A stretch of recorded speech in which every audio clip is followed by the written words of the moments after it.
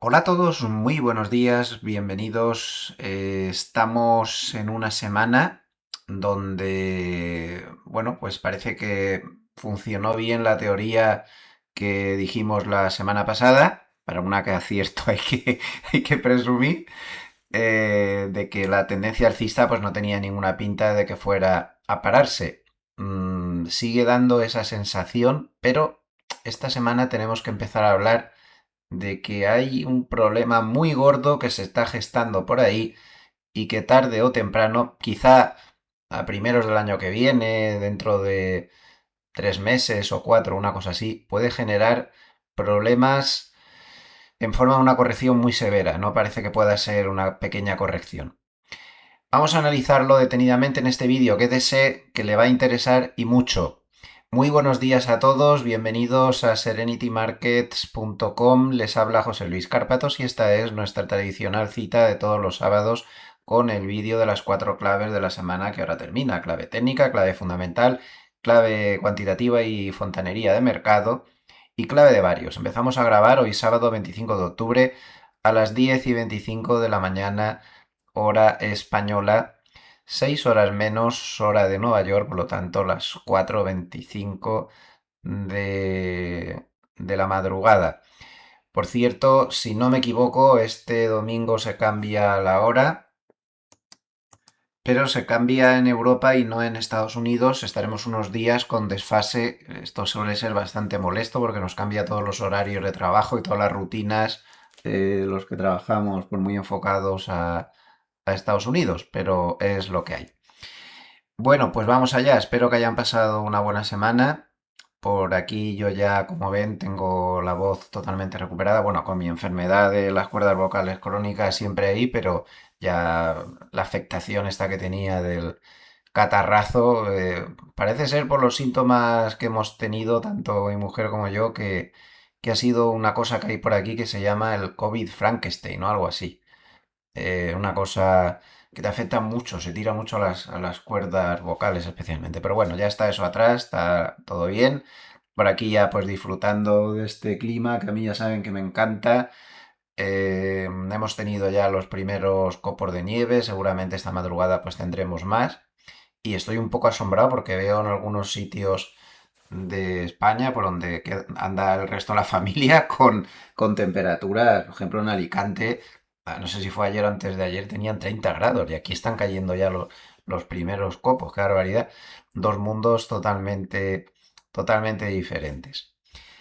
Eh, Sigo trabajando ya muy intensamente con el libro y con los proyectos editoriales que tengo entre manos. Estamos también eh, volviendo a maquetar el libro antiguo. Ya saben que estaba en una editorial grande. Yo advierto a los autores noveles sobre eso de las grandes editoriales, sobre todo si uno mismo tiene posibilidad de salir adelante, le van a pagar poquísimo y no es oro todo lo que reluce, ¿eh? Bueno, nosotros no hemos conseguido ni que nos devuelvan la maqueta. Bueno, tampoco, la verdad es que ni se lo he pedido, porque las relaciones son tan malas. Y estamos maquetándolo todo otra vez, por lo tanto, hay mucha gente que preguntó si aún se podía obtener el nuevo, porque ahora mismo no se puede obtener en ningún sitio. Bueno, pues en cuanto esté maquetado otra vez, estará a la venta. Lo vamos a poner de momento en Amazon. Tardará unas muy pocas semanas y el nuevo pues tardará más. También me ha preguntado mucha gente. Estoy en ello, pero me lo estoy tomando muy en serio. Creo que va a gustar mucho. Va a ser una segunda parte del primer tomo y creo que puede ser muy útil para todo el mundo, que es el objetivo que tengo. Y una vez que termine esto, pues seguiremos adelante con un proyecto editorial de bastante envergadura. Y digo lo mismo de antes, las grandes editoriales, yo he tenido muy malas experiencias con ellas. ¿Tiene usted un manuscrito, temas de finanzas, no solamente libros técnicos, también puede valer una novela basado en eso? Pues a lo mejor podría interesarnos, quién sabe. Bueno, pues ahí estamos. En tema de series, la semana pasada nos vimos al completo una serie de Disney Channel bastante interesante, que era creo que era algo así como No digas nada. Es una serie muy buena sobre el conflicto de Irlanda del Norte. Bueno, yo recuerdo que en mi juventud pues era un tema terrible, que estaba siempre ahí, pero no había profundizado mucho en las raíces y lo que pasó y cuándo y cómo y por qué. Y a través de esta serie pues te enteras bastante bien, está muy bien ambientada, tiene una trama bastante interesante, intenta analizar los personajes bastante a fondo y todo lo que pasó allí. Bastante recomendada, ¿eh? Bastante recomendada. No me disgustó nada. Algo así como No digas nada, creo que se llama. No es difícil de encontrar en Disney Channel. Yo ya ahora mismo lo estoy viendo todo por Disney Channel y Apple Televisión, Netflix, me lo he quitado de encima. Es que tengo yo una relación de amor-odio con Netflix que no... A mí toda esa chorrada del hogar y de no sé qué, y siempre estamos igual y cada dos por tres nos dice que no estamos en nuestro propio hogar. Yo ya me he cansado ya. Y es que además la mayoría de lo que ponen es de muy baja calidad. Yo les felicito por todo lo que ganan al año, pero es que no me gusta. Alguna cosa que otra hay, pero es que no me merece la pena. Y el tema de calidad, sobre todo. Todos son bodrios y cosas. Por cierto, esta semana Netflix dio resultados y tuvo un batacazo de órdago tras esos resultados. Y bueno, hay mucho fútbol este fin de semana, así que estoy muy preparado para que caiga. Un poquito de propaganda antes de empezar. En Serenity Markets, Serenity Markets en Intefi, Escuela de Negocios. El próximo día 30 tendrá la oferta Flash, esta que se hace un par de veces al año como mucho, donde hay descuentos muy importantes en todos los programas. Y recordar que aún se está a tiempo, ya no mucho más, de reengancharse al máster en mercados financieros que empezó a primero de mes, pero bueno, están todas las clases que se han dado de momento están grabadas y el máster dura hasta el mes de junio, por lo tanto aún se está a tiempo. Es un programa muy potente. También recordar los programas de Judy Julia, de Scalping, Swing Trading, que creo que es de lo mejorcito que se puede tener en esta materia. También recordar que en gloversia.com se puede ver pues todas las estrategias con las que se asesora a diferentes entidades y entre ellas pues los tres vehículos de inversión colectiva, Gloversia Dinámica, una cartera de bonos que desde el año 2022 pues está sacando todos los años en positivo, cartera muy sólida, muy segura y tranquila. Gestión Boutique 4, que tiene 5 estrellas Morningstar. Lleva el veintitantos por ciento este año y creo que fue el 40% el año pasado, invertido sobre todo en acciones de Estados Unidos, tiene mucha tecnología, por eso ahora le va bien. Y también, para nosotros el producto estrella, que es la versión multimercados equilibrada, que lleva ya desde el principio del verano, pues con una nueva estrategia basada en el mundo hedge fund, con 10, en un universo de 10 futuros sobre el que se aplican 53 subestrategias y además se hace operativa en opciones. Desde que empezamos con la nueva estrategia, pues al principio del verano todos los meses han sido positivos y está demostrando pues bastante equilibrio tanto en momentos con cierta independencia del mercado, ¿no? Tanto en momentos de bajadas como de subidas, está dando bastantes resultados decentes, resultados pasados, ya saben que no presuponen los futuros. Todo ello en gloversia.com.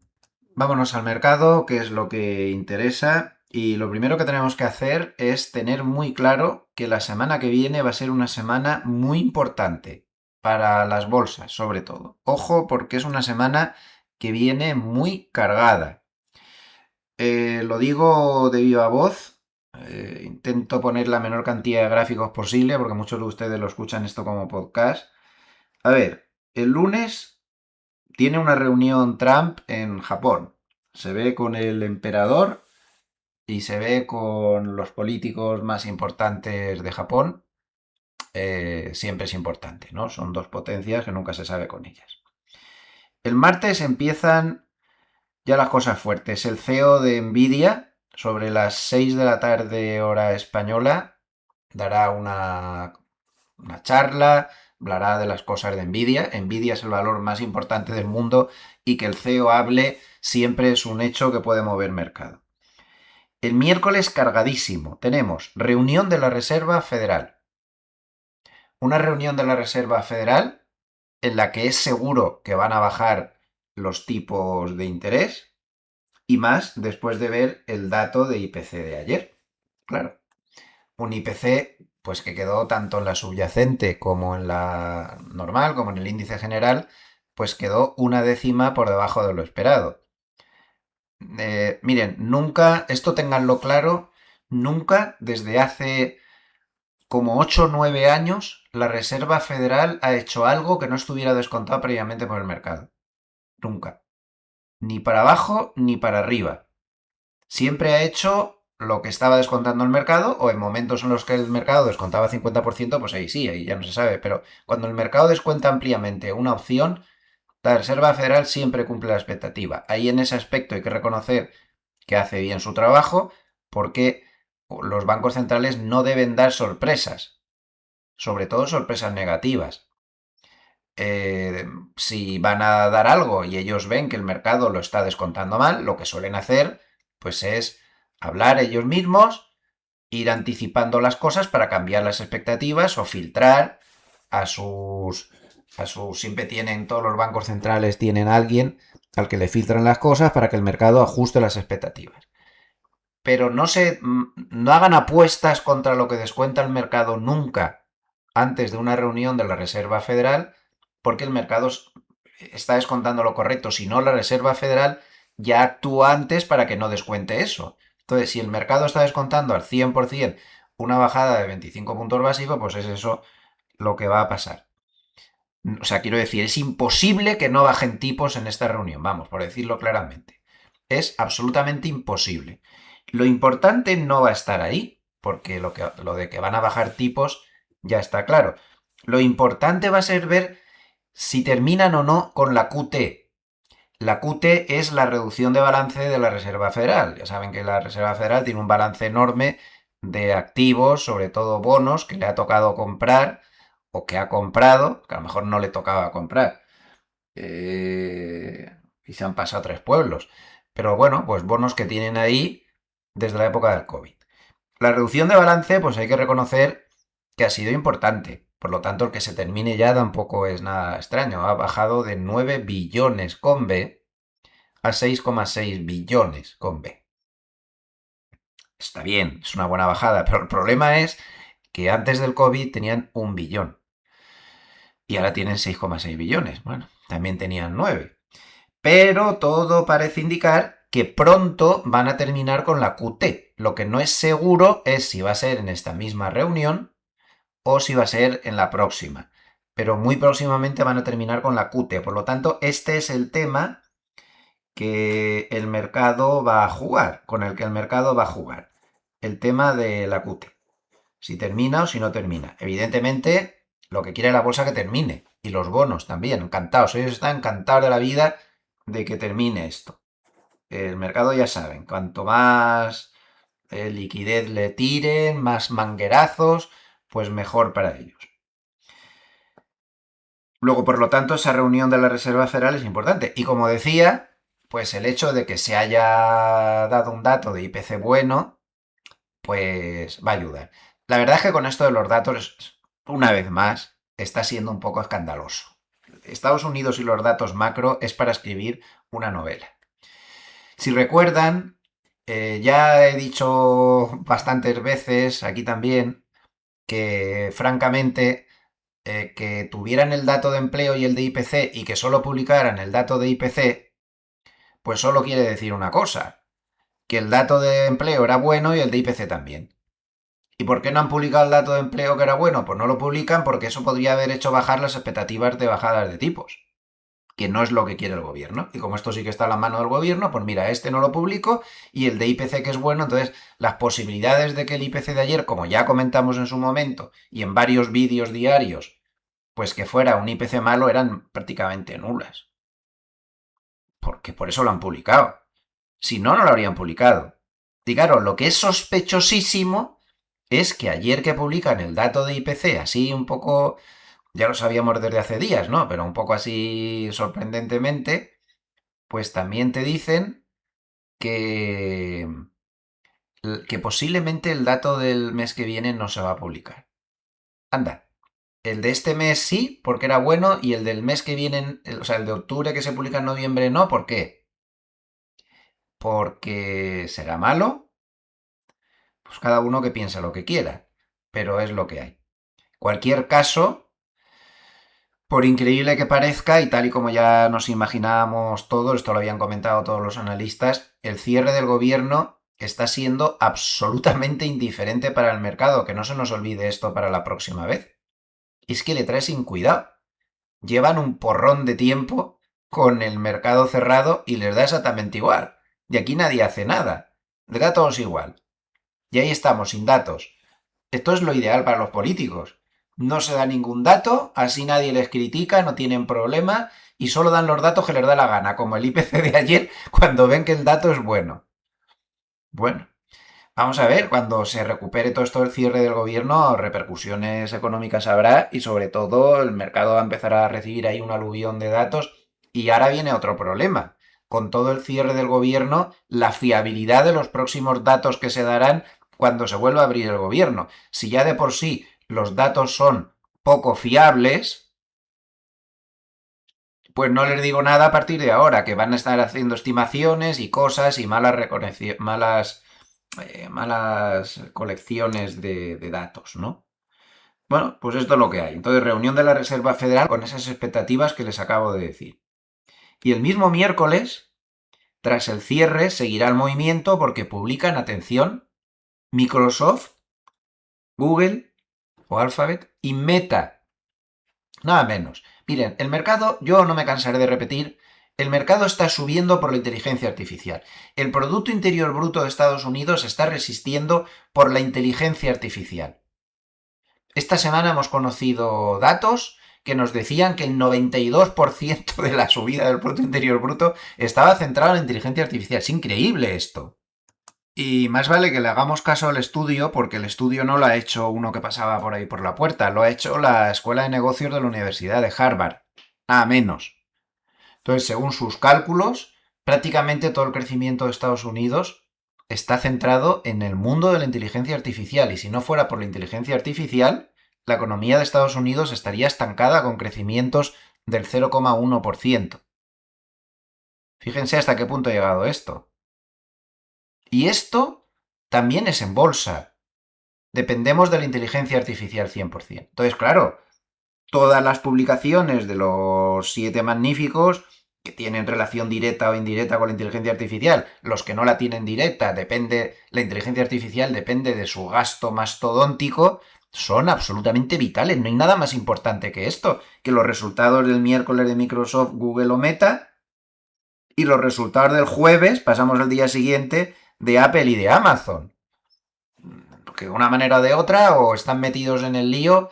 Faltaría Nvidia, que es el que más metido en el lío está, pero eso tarda bastante en darse. Entonces, los resultados de los siete magníficos son absolutamente vitales. Es muy importante ver qué pasa. Absolutamente vital. Tenemos que ver si esto va bien o si va mal, porque como empiecen a ir mal los resultados de los siete magníficos, se acabó lo que se daba, se acabó la fiesta. No lo parece. No parece que se vaya a ser el caso. O al menos pueden dar buenos resultados, que el mercado no se lo tome bien, pero al final son buenos resultados. Una cosa es que den buenos resultados y el mercado, que tiene las expectativas tan altas, aproveche para corregir algo, y otra cosa es que sean malos resultados, como los de Netflix, que este sí que se ha metido una castaña de las buenas. Fíjense desde la publicación de resultados la fortísima caída que ha tenido y está tentando la media de 200. No es una pequeña cuestión que Netflix esté tonteando con la media de 200. Lleva más de 2 años que todas las caídas se paran en la media de 200. Por lo tanto, si eso se perdiera, sería una muy fuerte señal bajista y si aguanta, pues podría ser una buena señal para volver a entrar. Nuestro sistema de especulación ahora mismo no está muy optimista, que digamos, no es un valor que sigamos, pero por si sirve de ayuda. Bueno, vamos a ver qué pasa con los otros. Netflix, a fin de cuentas, pues no tiene tanta relación con la inteligencia artificial. Lo suyo es esos contenidos de mala calidad que hace. Es que no me gusta. Bueno, en fin, para gustos colores, ¿eh? Cada uno tiene sus cosas. Pero el jueves no solo tendremos Apple y Amazon, estaba previsto publicar también el Producto Interior Bruto, me imagino que no se publicará. Tenemos, ojo, reunión del Banco Central Europeo y sobre todo la reunión entre Xi y Trump. En Corea creo que es. Muy, muy, muy importante. Por lo tanto, el jueves también cargadísimo. Cargadísimo. El viernes ya no habría nada así gordo porque se tendría que publicar el PCE, pero no parece que lo vayan a hacer. Y el sábado también muy importante porque es el día en que entrarían en vigor estos supuestos aranceles de Trump en China, que ya saben que el mercado no termina de verlo claro eso, no, las apuestas en Polymarket y demás no son favorables a que esto suceda, pero bueno, ahí está la fecha. Es de suponer que el jueves termine la reunión Trump diciendo lo mismo que ha dicho en prácticamente todas las reuniones que ha tenido con Xi. Ha sido, como dice, una magnífica reunión, hemos llegado a un gran acuerdo, todo, no sé, eso que suele decir cuando termina las reuniones y que entonces no llegue a entrar en vigor. Pero como vemos, hay muchas cosas que estar ahí. Y ya que lo he dicho, pues el tema de la inteligencia artificial lo es todo. Y ahora voy a decir una cosa que puede parecer una estupidez, porque mueve tantos miles de millones de dólares, la usamos tanto, yo la uso constantemente. Pero no estaremos exagerando un poco. Y lo que voy a decir es una chorrada, ¿eh? Y esto es una simple como impresión mía, ¿no? A veces el chat GPT, por ejemplo, te hace unas cagadas, y perdonen la palabra, apoteósicas. Y encima le dices que se ha equivocado y te lleva a la contraria y se empecina más aún, ¿no? En cosas que son evidentes. Te ayuda mucho, te hace cosas, pero tienes que vigilarlo porque sigue la inteligencia artificial cometiendo errores muy graves, lo cual le limita mucho. Porque claro, ¿hasta qué punto te puedes poner en manos en una empresa en determinados procesos de la inteligencia artificial cuando es capaz de cometer errores tan groseros? Les voy a decir algo muy sencillo. Miren, a mí me encantan los sudokus. Yo todos los días hago uno. De nivel... Lo suelo hacer con una empresa extranjera francesa que se llama Sport Cerebral. Creo que en España se llama Megastar. Los hago nivel 10. Tiene de 0 a 15, pues son niveles bastante altos. Me gusta estrujarme la mente. Intenten ponerle a ChatGPT que les termine de resolver un sudoku ya no de nivel 10. Póngale uno de nivel 5. Se monta unos líos, alucina, pone números ilegales o también me gusta mucho el ajedrez. Intente ponerle que le resuelva una partida no muy difícil, normal. Se inventa movimientos que no existen, alucina, te dice cosas imposibles.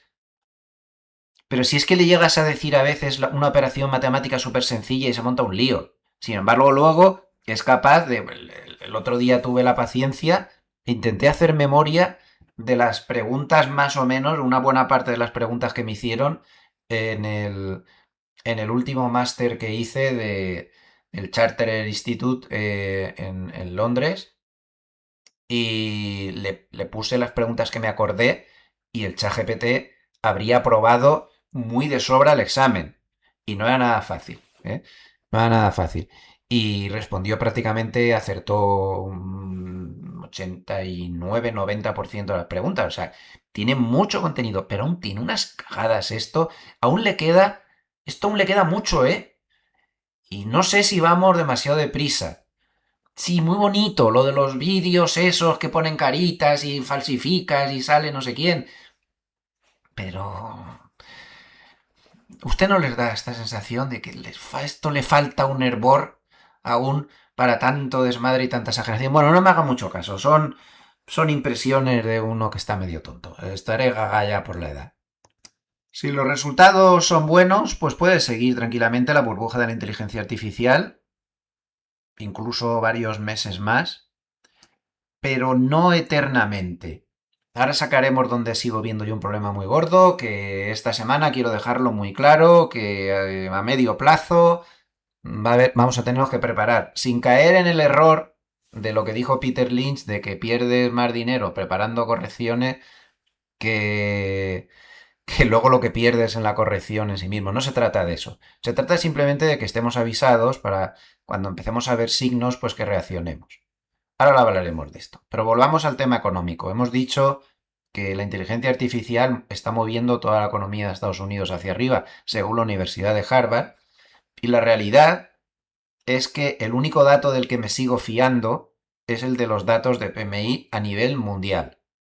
Ya lo he dicho muchas veces. En Estados Unidos son más aficionados al ISM que al PMI, que es una encuesta similar. Es una encuesta que se hace sobre directores de compra también, pero sobre directores de compra solo en el caso de este que tienen delante, el PMI sector privado, pero en el ISM también está el sector público.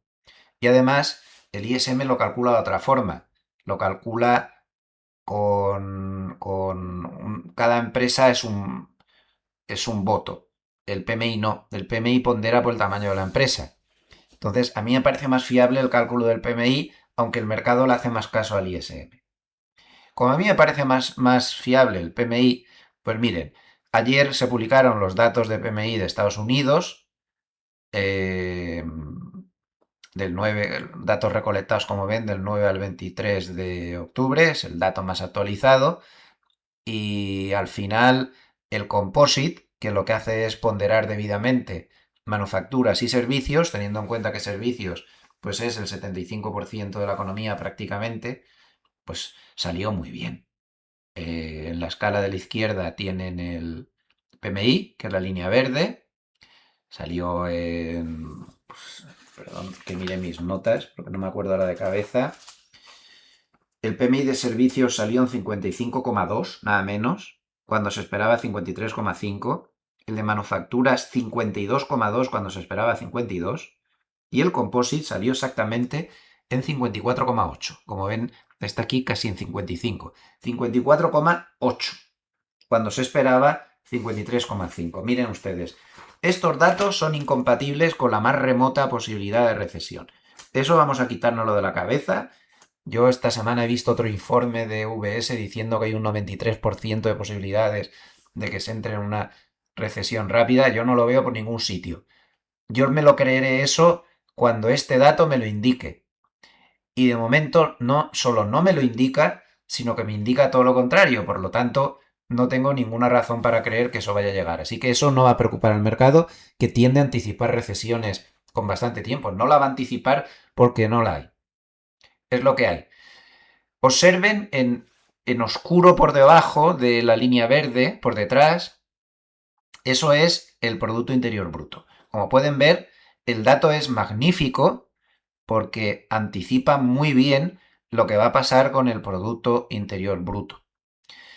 Estos niveles de PMIs son compatibles históricamente, como podemos ver por toda esta zona, o como podemos ver por toda esta zona, con niveles de crecimiento del Producto Interior Bruto, que lo tienen aquí a la derecha, de alrededor del 3%. O sea que no solo no hay recesión, sino que estamos hablando de crecimientos del Producto Interior Bruto bastante decentes. Esto es lo que debemos esperar. Y ya está, no le demos más vueltas. El resto de datos son muy poco fiables. El dato de empleo no se lo cree ni el que asó la manteca. El dato de empleo lo podría calcular uno con un bombo de la loto de esas. Por cierto, esta tarde la loto suiza tiene un bote de 37 millones y medio de francos. Ya podía tocar, ¿no? Ya me dedicaría solo el resto de mi vida a hacer vídeos que me encanta y a pasármelo bien con ustedes. Y ay, pero no. Bueno, la esperanza no se pierde. Los boletos están echados. Bien, pues eso, Que no hay recesión, que no demos más vueltas y que no escuchemos los que nos cuentan rollos al respecto. El mercado depende de la inteligencia artificial. El mercado solo depende de dos cosas: que la inteligencia artificial le vaya bien, porque además es la inteligencia artificial la que está hinchando este crecimiento, con razón o sin ella, exagerado o sin exagerar, con burbuja o sin burbuja. Mientras le vaya bien, nos lo sigamos creyendo que esto es un gasto razonable y que las deudas que están asumiendo las empresas de inteligencia artificial son razonables, que empiezan a no ser razonables y todo esto, pues nada, bendito sea Dios y seguiremos. Y desde el punto de vista macro no nos debemos preocupar. Claro, evidentemente Trump puede dar un susto, pero bueno, aparecerá el taco trade y será algo temporal. Ya sabemos esto cómo va. Por cierto, noticias de última hora, comentarios de ayer por la noche durante esta madrugada. Trump dice que las sanciones contra Rusia van a ser muy severas, más severas de lo que se está descontando. También ha dicho algo inquietante. Ha dicho literalmente que espera, repito la palabra, que China no invada Taiwán, pero que puede que le invada o puede que no. ¿Por qué está diciendo esto? Ahí sabe algo peligroso al respecto, porque eso siempre es un peligro geopolítico que está ahí latente, no lo sé. El caso es que lo ha dicho. Y por último ha dicho literalmente que el presidente de Colombia es un traficante de drogas. Bueno, Trump siempre va a estar ahí diciendo cosas, pero ya hemos visto que esto es el taco trade y que ser muy cauto con las reacciones del mercado a las cosas que dice, porque son de poca duración y hay que estar atentos. El mercado tiene otra cosa muy favorable para lo que queda de trimestre una vez que terminemos ya con la temporada de publicación de resultados. Esto es bastante favorable, esto refuerza las posibilidades de que pueda continuar la tendencia alcista. Las recompras de acciones propias. En el momento en que acabe la temporada de publicación de resultados, va a caer una lluvia de nuevo de recompras.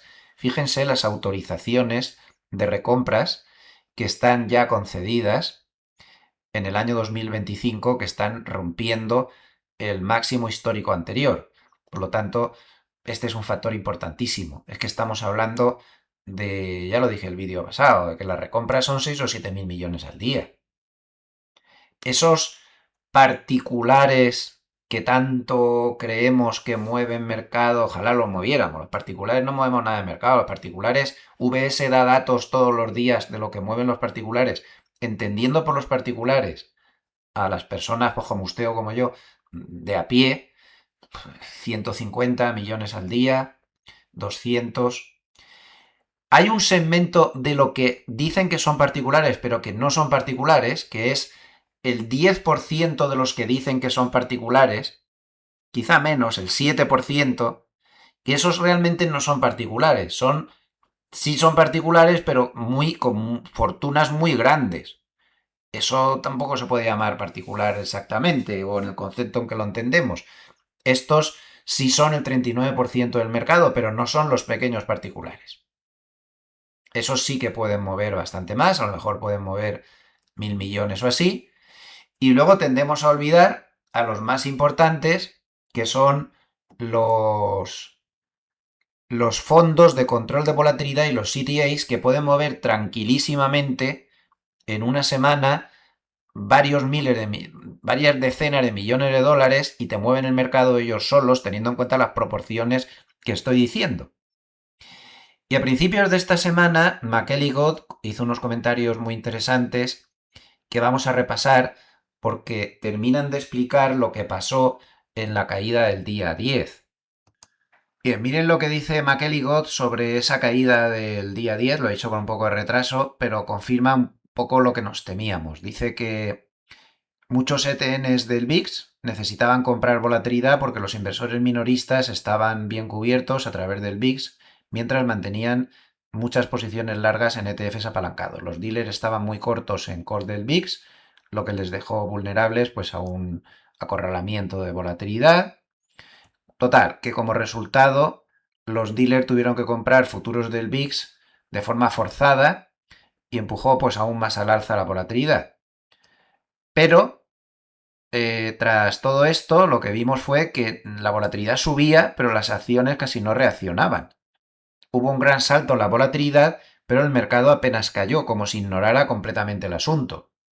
La clave del asunto es esta. Esto es de mi compañero de redacción JJ Montoya. Cuando Trump publica su mensaje sobre los aranceles a China, algunos fondos que ajustan su exposición, los fondos de control de volatilidad, vendieron acciones automáticamente y generaron, atención, una salida de 85.000 millones de dólares. Nada más y nada menos. 85.000 millones de dólares. Recuerden las cifras que les he dicho antes que mueve cada colectivo. Entonces, aquí los que mueven el mercado son estos. Pero la presión no duró mucho porque muchos de los inversores ya estaban cubiertos. No sé si recuerdan ustedes que les comentaba hace 2 semanas cuando analizábamos esta caída que me había parecido sorprendente la magnitud de la caída cuando sabíamos, porque se lo había comentado yo varios días antes, que la gente estaba muy cubierta y que cuando la gente está muy cubierta, las bajadas no van a ningún lado porque no venden los activos, monetizan las coberturas, que no es lo mismo. Y que les decía que me había sorprendido, que me había equivocado, porque esto no, pues no estaba equivocado del todo por lo visto. Lo que pasa es que el primer tirón inicial de caída fue muy duro, porque la burrada que soltaron este tipo de fondos fue bestial, y tengan ustedes en cuenta que el 90% de los que están en el mercado no saben ni que existen estos fondos. Como vemos, el lío se mueve por detrás. Entonces, estos fondos fueron los que causaron la caída, pero precisamente porque había muchas coberturas, pues monetizaron coberturas y la caída cesó ahí y se dio la vuelta ya en los días sucesivos. Dice que no solo se trató de inversores cerrando coberturas, monetizando sus coberturas y no vendiendo el subyacente como habían hecho los fondos de control de volatilidad, sino que encima muchos aprovecharon para vender volatilidad. Ahí está el famoso Capitán Cóndor, por ejemplo, ¿no?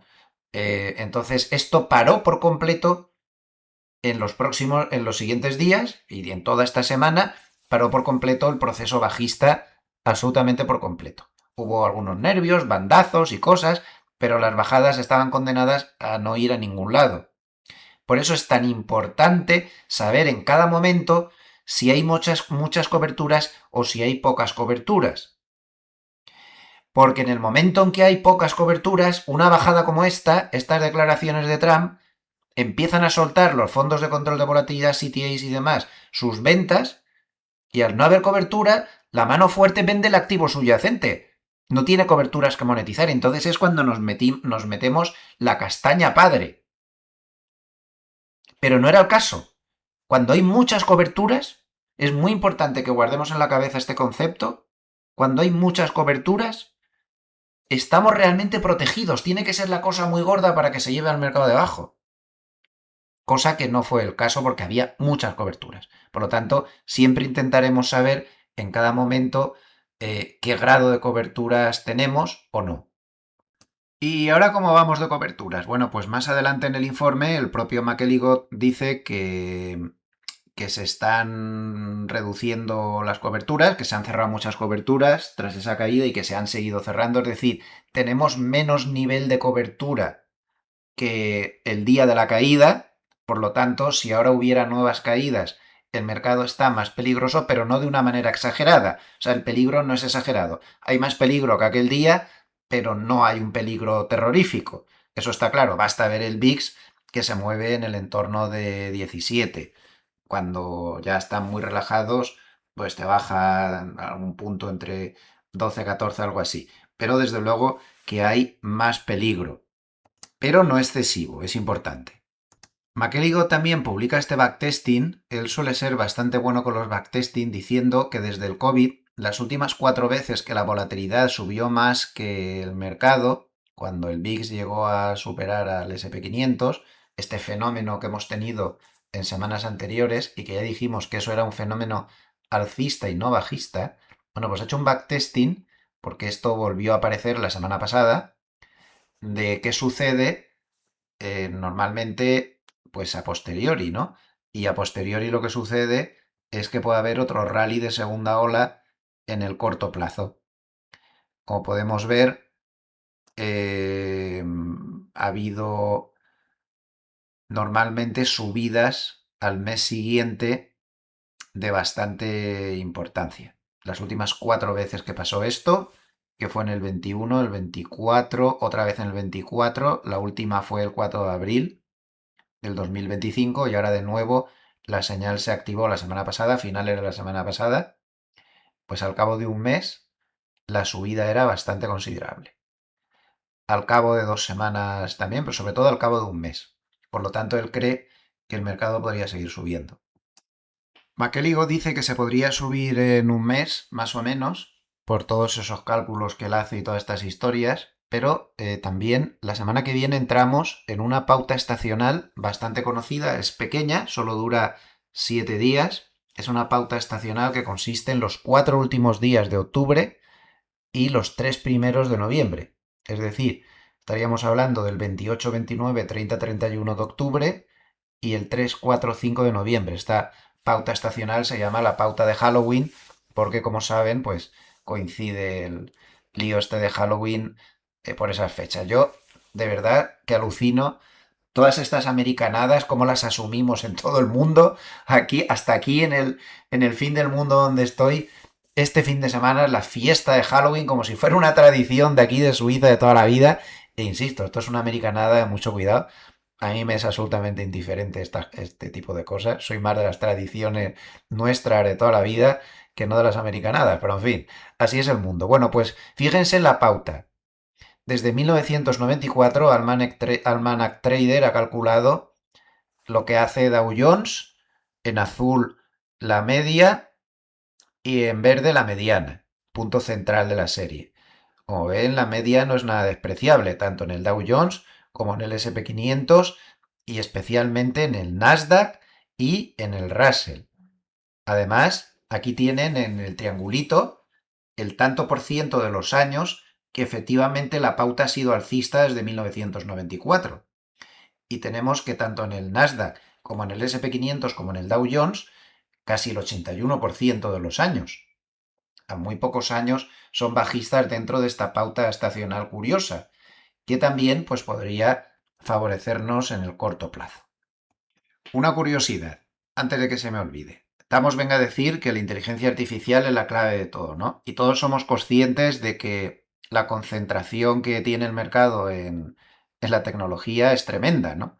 De hecho, como pueden ver aquí, es la concentración en un grupo de valores pues más alta pues desde 1900. Ahí queda eso, desde hace 125 años. Tan solo hubo algo parecido en los años 50, cuando la energía y materiales llegaron a ser casi lo mismo que ahora es la información de la tecnología y comunicaciones, en fin, este tipo de compañías. Y ya nos tenemos que ir al siglo XIX, donde transportes copaba casi el 70% del mercado y ya muy a principios del siglo XIX, donde el sector financiero e inmobiliario llegó a ser el 90 y tantos por ciento del mercado. Como vemos, que hay mucha gente que me comenta, pero tú estás mirando muy atrás cuando dices eso de que la concentración ya es un poco exagerada. Sí, sí, tan atrás como esto. No hay una concentración mayor desde prácticamente desde finales del siglo XIX. Hace 125 años que no veíamos nada igual. Así que fíjense si el mercado es exclusivamente este tipo de valores. El problema está en que además de estar el mercado concentrado en ese tipo de valores, encima, ayer se publicó un dato que decía que en este momento más de la mitad de todas las transacciones bursátiles que se hacen en Estados Unidos ya no se hacen en mercados abiertos, sino que se hacen en mercados oscuros. Ojo con eso. Por lo tanto, tenemos una información parcial de lo que pasa en realidad porque no sabemos lo que pasa en los mercados oscuros. Por lo tanto, creo que tenemos que volver a mirar este tipo de gráficos como el que está en pantalla, que hacía tiempo que no le dábamos un vistazo, solo de tarde en tarde, pero creo que hay que volver a recuperarlos y mirarlos más a menudo porque es la única pista que tenemos de lo que está pasando en los mercados oscuros. Siempre teniendo en cuenta que hay un problema, o una ventaja, no lo sé, que estos cálculos se hacen nada más con igual ponderación en los mercados oscuros. O sea que aquí Nvidia no es Nvidia, aquí es uno más. Aclarado esto, pues bueno, ya que estamos, miramos el gráfico y vemos que tenemos una divergencia. Porque el mercado ha ido tocando nuevos máximos y el volumen comprador en los mercados oscuros, como nos marca el DIX, no le ha acompañado. De hecho, está bajando bastante. Apareció mucho volumen vendedor en la caída del día 10 y la recuperación, mientras que el mercado ha recuperado los precios rápidamente, los mercados oscuros no han recuperado el volumen comprador tan alto. No están tampoco en volumen vendedor, pero están ahí un poco en tierra de nadie, bastante flojeras. Entonces, el último tramo de subida va un poco flojo. A tener en cuenta, ¿eh? Esto no sirve para operar, pero para saber un poco por dónde vamos. Al final, fíjense qué curioso esto que publica Bespoke en el día de hoy, en el cual se puede decir muchas cosas de Trump, pero la realidad es que él cumple el programa que dice y es bastante previsible lo que hace, porque es lo que dice. Que os pueda sonar a algunos mejor y a otros peor, pero hace lo que dice siempre. Y no cambia de forma de comportarse, se comporta siempre igual. Y fíjense qué curioso. Si miramos a estas alturas de mandato, cómo estaba el SP500 en el primer mandato y cómo estaba ahora en el segundo mandato, tenemos que el SP500 ha subido exactamente igual, un 13%. Curioso, ¿no? Y aquí tienen por sectores. Pues hay bastante parecido. El primer mandato hizo subir mucho a los financieros. Esta vez sube menos, pero también suben. El sector estrella que él hizo subir en su primer mandato fue la tecnología, con un 26,73% a estas alturas, y ahora en el segundo mandato sube casi igual, un 25,86%. Las utilities también sube mucho. La energía, en cambio, que fue el sector que más sufrió en su primer mandato, con una caída del 9,65%, vuelve a caer lo mismo. Y bueno, hay alguna excepción, como por ejemplo materiales básicos, que en su primera parte del mandato subieron 15,45 y ahora suben 1,59%. Pero en general podemos ver bastantes similitudes, se comportan muy parecido. Otro factor muy importante durante la semana, les dejo descansar un poco de gráficos para los que están en podcast, ha sido la gran rotación que hemos tenido durante la semana. Importantísima esta gran rotación. Llevábamos desde el mes de agosto observando que los valores que eran de peor calidad, más malos y todas estas cosas, lo hacían mucho mejor que los valores de alta calidad. Por ejemplo, el spread entre la alta tecnología y la tecnología que no tiene beneficios, por ejemplo, no paraba de subir, pero en unas proporciones siderales. Bueno, pues durante esta semana hemos tenido una gran rotación silenciosa, que alguna parte del mercado ni se ha dado cuenta porque ha sido muy discreta, en la cual el spread entre los valores de alta calidad, de tecnológicas que ganan dinero, valores con menos cortos, etcétera, por fin esta semana han tenido una recuperación brutal de 2 dígitos, de más de 2 dígitos, eh, sobre los valores de mala calidad, con muchos cortos, memes, valores tecnológicos no rentables. Lo que no sabemos es si esto es que el mercado está cambiando de forma de ver las cosas, que no es una mala forma de ver las cosas esta, ¿eh? O bien que los hedge funds están cerrando posiciones, los grandes fondos están cerrando posiciones de cara al cierre de libros. Porque hay un error muy común que es pensar que los grandes fondos y los grandes hedge funds cierran libros el 31 de diciembre en Estados Unidos. Por lo tanto, si tienen que hacer operaciones fiscales y demás, o de maquillaje o de lo que sea, las hacen hasta el 31 de diciembre. Pero eso no es real. El mes donde más gente cierra libros es octubre, en cuanto a grandes fondos de inversión y en cuanto a grandes hedge funds. Por lo tanto, el 31 de octubre la cifra más, perdón, es la fecha más importante del año para cerrar libros. Y por lo tanto es muy posible que esta gran rotación que estamos viendo de los valores buenos, por fin, y saliendo dinero de las porquerías, pues que sea simplemente una operación de cierre de libros. Esto es uno de los grandes problemas que tiene el mercado, esa parte muy especulativa de ir a favor de esas porquerías auténticas, esas cochinadas de valores. Pero no es lo que le puede hacer muchísimo daño al mercado que he comentado al principio y de lo que aún no hemos hablado. Ahora le llegará el turno a esto. Pero es un tema que ha sido muy importante durante la semana. Bien, si pasamos a temas macro, aparte de los que ya hemos visto, de que no hay recesión, del dato de IPC, hay algunos temas macro muy importantes que tenemos que comentar y que han sido destacables durante la semana. Estados Unidos está muy gallito con China y China con Estados Unidos. ¿Esto quiere decir que Estados Unidos puede hacer lo que le dé la gana como hace con la Unión Europea y como hace con medio mundo? No. Estados Unidos tiene una pillada con China de mucho cuidado y tiene que andarse con mucho ojo con lo que hace. Está muy bien las amenazas, pero China no es el resto del mundo y tiene que andarse con ojo. El Wall Street Journal lleva 2 semanas advirtiendo que según sus fuentes, los chinos tienen muy claro y muy planificado que no van a ceder en grandes cosas ante Trump porque saben dónde está su punto débil. Y que su punto débil es que los chinos hagan cosas bastante brutales como contraprestación a lo que haga Trump y que Wall Street se caiga. Porque según el Wall Street Journal, los chinos están convencidos, y yo también, de que si Wall Street se cae, Trump recula inmediatamente porque de hecho lo ha hecho ya 40 veces. Los chinos, por su parte, tampoco es que tengan el camino demasiado despejado. Hay fuertes purgas en el ejército chino, parece que Chino las tiene todas claras, parece que tiene cierta contestación por ahí, y bueno, pues se lo está quitando de encima lo bestia, como pasa en este tipo de regímenes políticos. Pero tampoco tiene la cosa demasiado así. Pero hay un factor clave.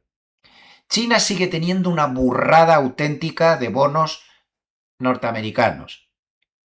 Pero sobre todo, la batalla se juega hoy en día en el tema de las tierras raras, que son imprescindibles para todo ese desarrollo tecnológico tan brutal que lleva Estados Unidos. Sin tierras raras no hay desarrollo tecnológico. Y miren ustedes por dónde la naturaleza ha puesto las tierras raras donde no le interesa precisamente a Donald Trump. Porque resulta que Estados Unidos solo tiene una cifra voy a poner aquí arriba, estos son millones de toneladas métricas, bueno, 1,9. Groenlandia, la famosa Groenlandia que tanto desea Trump, tiene casi lo mismo que Estados Unidos, 1,5. China tiene 44 y Estados Unidos se lleva fatal con ellos. Y Brasil es el segundo que más tiene con 21. Y Estados Unidos se lleva fatal con ellos. Estados Unidos tiene un problema enorme porque necesita estas tierras raras. Todo este follón que se ha montado ahora entre China y Estados Unidos ha venido precisamente porque China ha empezado a cerrar más el grifo de tierras raras. Estados Unidos, a su vez, aprieta a China por donde más le duele, que es que le cierra el grifo a las exportaciones de Estados Unidos de tecnología. Pero, ¿quién hace más daño? ¿Estados Unidos cerrando las exportaciones de tecnología, que los chinos tienen también tecnología propia, quizá no tan avanzada, pero también bastante aceptable? ¿O Estados Unidos, que se ve que tiene que pintar las tierras raras? Porque no hay, las que están en el mundo están ahí. Evidentemente es Estados Unidos el que tiene más daño que China con el cierre del grifo de las exportaciones. Además, Estados Unidos tiene, además de lo de las tierras raras, otro problema muy gordo. Y es que, como hemos visto durante toda la semana, los chinos han dejado de comprar los productos agrícolas de Estados Unidos. Todos. Sobre todo la soja. Ya dijimos en el vídeo pasado que la soja no es un tema menor, es un La cosecha de soja en Estados Unidos puede suponer 60.000 millones de dólares y China compraba la mitad. Y ahora no compran nada. Mientras que China, por su lado, se ha espabilado mucho y está compensando lo que deja de comerciar con Estados Unidos y se lo está colocando a Europa, Asia, África y lo está compensando totalmente. Luego, en esta guerra, por mucho que el gobierno de Estados Unidos saque pecho, está perdiendo la guerra. Porque está pillado en varios temas. Porque si no va a tener que seguir subsidiando a sus agricultores sin edie y porque se come lo de las tierras raras. Porque además, una cosa es dónde están las tierras raras, pero otra cosa es dónde se procesan las tierras raras. El proceso de las tierras raras es muy complicado. Hay que separar en término medio más de 17 componentes químicos muy similares. Hay desechos tóxicos muy difíciles de asumir para las sociedades occidentales actuales, entre ellos algunos residuos radiactivos. Y esa fue la razón, entre lo caro que era esto y el tema de los residuos tóxicos, por los cuales todo Occidente empezó a cerrar plantas, incluido Estados Unidos, hace tiempo. Y China, donde les importa un bledo la contaminación que provocan con estas cosas y todas las normas son más laxas, se ha quedado en este momento, atención, con el 90 a 95% de procesamiento de tierras raras e imanes. Mundial. Fíjense ustedes la pillada de dedos que tiene Trump con China. Y todos esos amenazas y todas esas cosas, si China dice, pues no te vendo ni una tierra rara más y ya me buscaré la vida vendiéndosela a otros, ¿de dónde se la saca Estados Unidos? Si es que no hay. Ha llegado a un acuerdo reciente con Australia, pero es que no es suficiente. Aunque llegara a un acuerdo con la India, que de momento no lo tiene tampoco. No es suficiente. Y ya no hay más. Y encima todo el proceso de procesado, refinado y demás lo hace China. ¿De dónde se la saca? No puede. Entonces no me creo nada de la guerra comercial entre Estados Unidos y China, si es que la tiene perdida Trump. Lo que pasa es que él pues es como es. Pero tarde o temprano va a recular. Porque no puede. Depende de las tierras raras. Él y todo el mundo, y Europa y todos dependen de las tierras raras. ¿Cuánto se puede tardar en volver a tener plantas de procesamiento en Europa y en Estados Unidos? Pues miren, los expertos lo tienen muy claro. Entre 5 y 10 años como mínimo.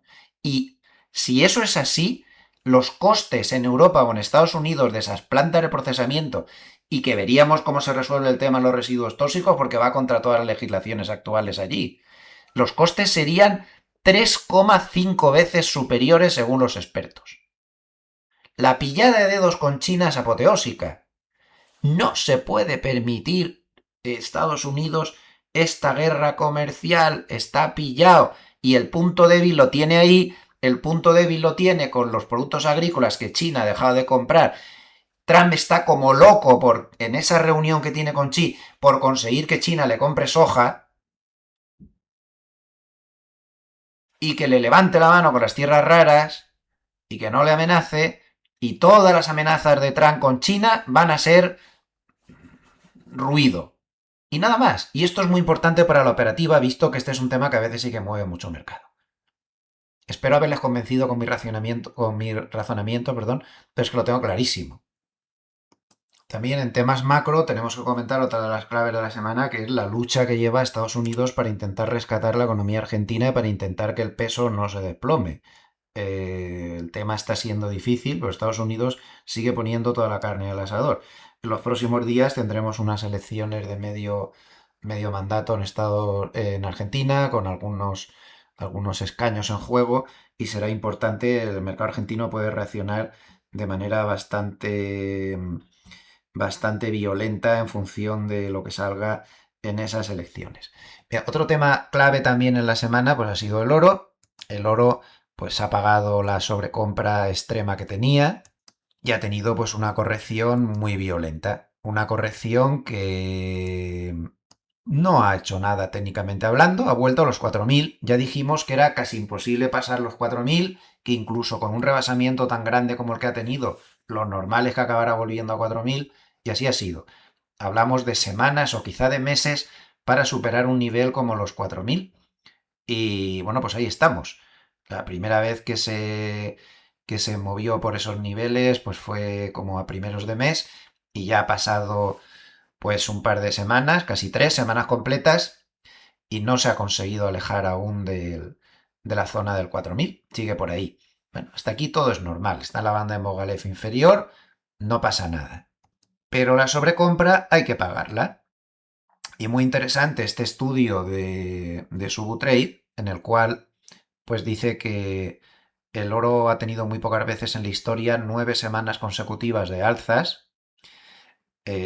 Tuvo en los años 70, los años 80, sobre la crisis financiera del 2008, luego con el COVID y ahora, ¿no? Como ven, el oro actúa muy bien como valor refugio y casi todos esos periodos de tantas semanas consecutivas de subidas, pues coinciden en crisis.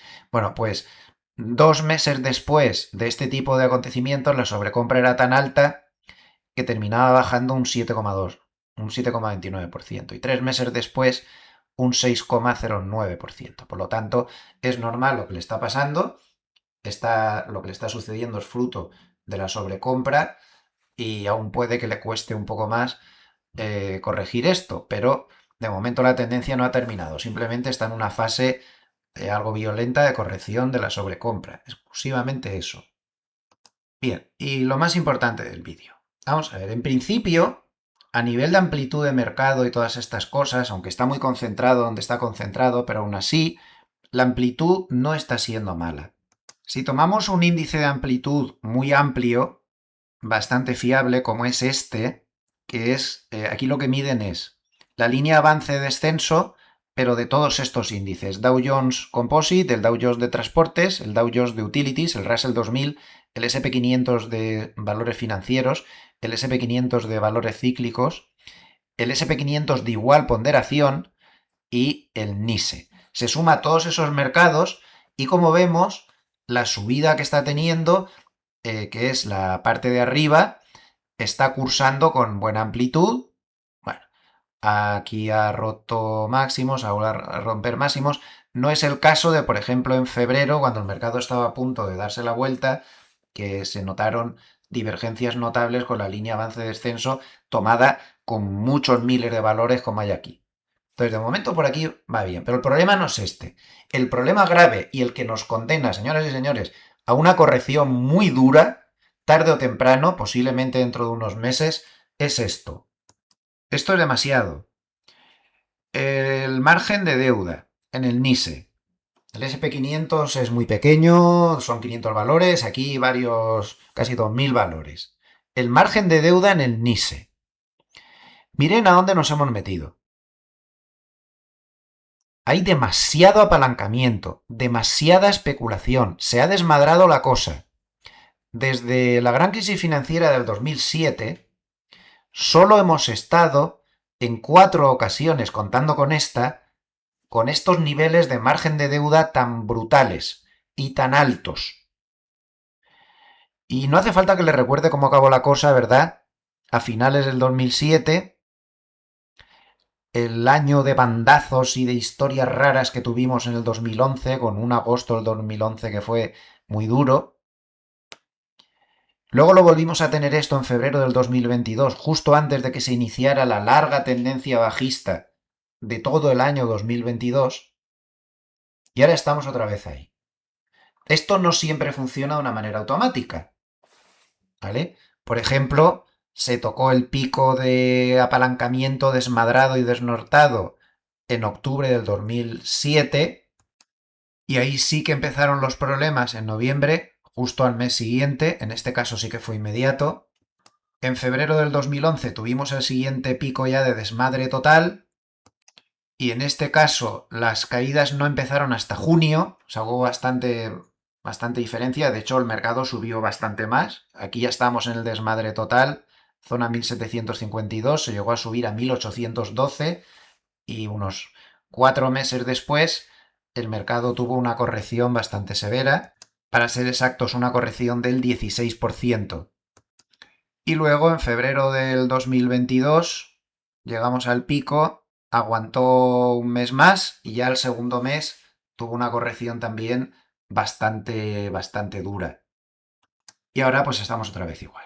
Es decir, el mercado está condenado a que máximo 3-4 meses vamos a tener que tener una corrección del 15 al 20 y tantos por ciento, como mínimo. Y eso va a volver a pasar. Tardará un poco más, tardará un poco menos, pero eso está ahí y esto no puede ser. Esto es insostenible.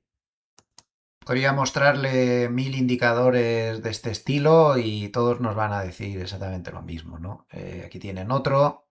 Por ejemplo, pueden ver cómo los inversores pues favorecen el apalancamiento por encima del cash. Cuando está por aquí debajo es al revés. Favorecen el cash contra el apalancamiento. Bueno, pues estaríamos en los niveles más especulativos, más exagerados desde el año 2008, donde la cosa no terminó muy bien. Podríamos aún tener algo más, como pasó en el 2000, pero ya se está mascando una corrección que no puede ser necesariamente de un 3, de un 5, de un 10. Tiene que ser mucho más amplia. El momento en que la clave estará en el momento en que esos apalancamientos empiecen a cerrar. Eso es lo que tenemos que vigilar. Y de hecho lo seguiremos en estos vídeos de manera muy cercana. Si empezamos a ver cierre de apalancamientos, la cosa se puede poner fea durante una temporada. Vamos a repasar los sistemas de especulación a toda velocidad porque vamos fatal de tiempo. En el DAX alemán, perdón, estoy en gráfico de meses, ya decía yo, digo, uy, esto no me cuadra. El DAX alemán sigue totalmente en lateral y el indicador no nos da ninguna señal, estamos cerrados. Euro totalmente en lateral, el indicador no se mueve, cerrados. Bitcoin lateral, el indicador está en zona neutra, no nos terminó de confirmar. Aquí dio una posible señal de cortos, pero no íbamos a abrir cortos justo encima de la media de 200. Como la media de 200 resistió y se ha vuelto a meter por encima, señal anulada, cerrados.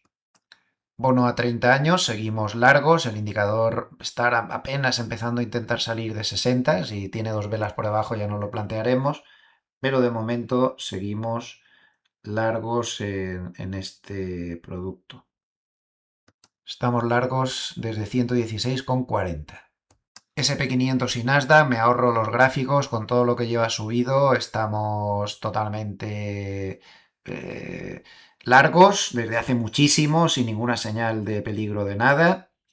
El petróleo estamos cerrados, dio señal de cortos, pero no íbamos a entrar tampoco en este soporte tan importante, por lo tanto, por lectura de mercado, no se hizo caso a esta señal de cortos clara que dio aquí, que hay un soporte muy importante, y ahora ha vuelto a la media de 200 y se ha neutralizado, por lo tanto, cerrados. En Nvidia seguimos largos porque no termina de confirmar la salida, y en el IBEX seguimos largos sin ninguna novedad.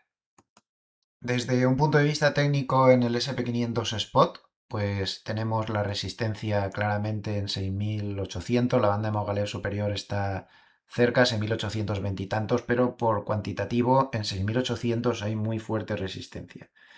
Tengan en cuenta que si pasa a 6800 por cuantitativo, la siguiente resistencia es 7000. Claramente, ¿eh? Puede llegar perfectamente de aquí a finales de año, no lo descarten. Las posiciones son muy importantes en 7000 y hay posiciones intermedias, ya saben que siempre digo que por cuantitativo tiene que estar la autopista bien asfaltada para poder subir y está bien asfaltada, ¿eh? No se puede descartar. Y por debajo, sobre todo son las opciones 0DTE las que más claramente marcan el soporte. Zona 6750, 6770 es un soporte muy fuerte, sobre todo el 6750. En caso de pérdida, pues habría que ir a la banda inferior de Mogalef en 6670. Bien, vamos a terminar dando un repaso, como siempre, al paper de Harney de cada semana. Hoy se titula Desde cero hasta héroe.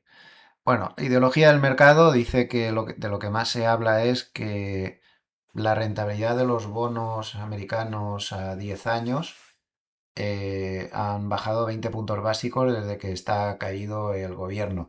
Es importante que tengamos en cuenta, muy importante, que se me ha olvidado antes decirlo en el repaso de temas de la semana, que la rentabilidad del bono americano a 10 años sigue luchando contra el 4%. Aún no se puede dar por perdido, sería muy importante que lo hiciera, pero sigue por esa zona, que no es una mala zona. Dice que el gran dibujo de mercado, que en 24 meses después de la quiebra de Goldman, 313 bancos centrales bajaron, o sea, hubo 313 bajadas de tipos de los bancos centrales globales, mientras que el Producto Interior Bruto de Estados Unidos pues perdía, en el peor de los casos, un 2,5% en esta gran crisis financiera. Sin embargo, en los últimos 24 meses se han bajado la misma cantidad de veces los tipos, 312 veces, mientras que el Producto Interior Bruto de Estados Unidos ha subido un 11%. Ustedes mismos. Todo es una buena manera de hinchar burbujas. Fíjense que son las mismas bajadas de tipos, mientras el Producto Interior Bruto caía a lo bestia, que ahora que realmente no está pasando eso. Vamos a ver con la traducción del ChatGPT los dos siguientes párrafos que son interesantes. Dice que la espuma del oro se ha desinflado, que las entradas en fondos de oro durante los últimos 4 meses han superado las entradas de los 14 años anteriores. Como ven, una barbaridad. Demasiada sobrecompra, mucha sobrecompra. Y considera que es difícil seguir apostando por operaciones de depreciación monetaria cuando el rendimiento del bono de Estados Unidos pues está un poquito por debajo del 4%. Además, Estados Unidos ha registrado un superávit presupuestario en septiembre, por fin, y el dólar estadounidense no logra romper por debajo del mínimo de abril. El dólar parece que se está currando, este es el dólar index, un suelo. Lo que pasa es que no está confirmado aún. Está intentando formar una figura clara de suelo, pero para que se confirmara, y entonces, ojo, que el dólar podría subir bastante, tendría que romper la media 200 al alza que la tiene en 100,80. De momento está en 98,74. Bien, continúa diciendo que desde que firmó Trump la ley fiscal, esta famosa del One Big Beautiful Bill este de las narices, los bonos del Tesoro estadounidense cupón cero han subido el 10,7%, nada menos. Ahí, en la sombra, sin que nadie se dé cuenta. Y han igualado el rendimiento del Nasdaq, del 10,7 desde esa fecha y del 8,5 en el SP 500. Dice que si el IPC de septiembre, porque él esto lo hizo antes de que se publicara el dato de ayer, se situaba en torno al 3, cosa que sucedió, y los rendimientos continúan descendiendo, es probable que los vigilantes de los bonos, es decir, aquellos que vigilan la inflación y castigan el exceso de gasto público, terminen rindiéndose. Importante esto. Su indicador Bullenberg aún no da señal de salida ni de lejos, está en 6,2. Recuerden que cuando llegue a 7,2, 7,3 habrá que andarse con mucho cuidado. En cuanto a los flujos de fondos de la semana, entran en cash muchísimo, 23.600 millones de dólares, también en bonos 17.200 millones y también en bolsa 14.200 millones. 8.700 también en oro, una barbaridad, es la mayor cantidad semanal de la historia. Salen de criptos 300 millones y esta, ojo, es la primera salida de criptos en 10 semanas. Vamos a traducir con la ayuda del ChatGPT estos 3 párrafos finales que tienen algunas cosas interesantes y ya lo dejamos. En primer lugar, habla del oro. Dice que los alcistas comentan que lo que va de década, por cada 100 dólares que han entrado en acciones, tan solo han entrado 4 dólares en oro. Dice que el ETF del oro, que en agosto del 2011 era el mayor fondo cotizado del mundo, ahora solo está en el número 10, a pesar de lo que ha subido.